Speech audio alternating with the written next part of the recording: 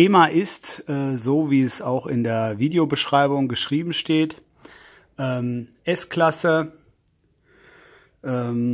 quietscht beim Ein- und Ausfedern auf der Vorderachse. Und zwar habe ich in diversen Foren da keinen Rat gefunden.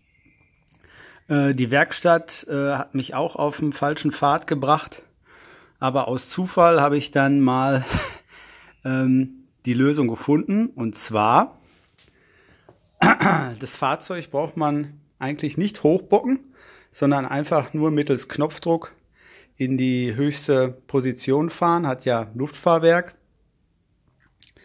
Dann nimmt man einfach eine Spritze mit einer dünnen Nadel, zieht etwas Motoröl auf in diese Spritze.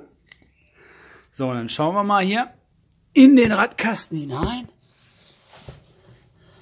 So.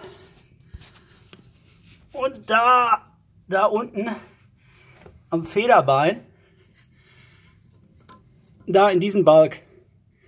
In den Balg einmal reinpieksen, das Öl reindrücken und dann hat sich das mit dem Quietschen erledigt.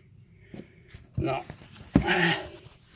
Das war nämlich vorher bei dem Fahrzeug die reinste Katastrophe. Das hört sich wirklich schrecklich an und danach ist also Arbeit von 2-3 Minuten, dann ist das Quietschen weg und alles ist wieder gut.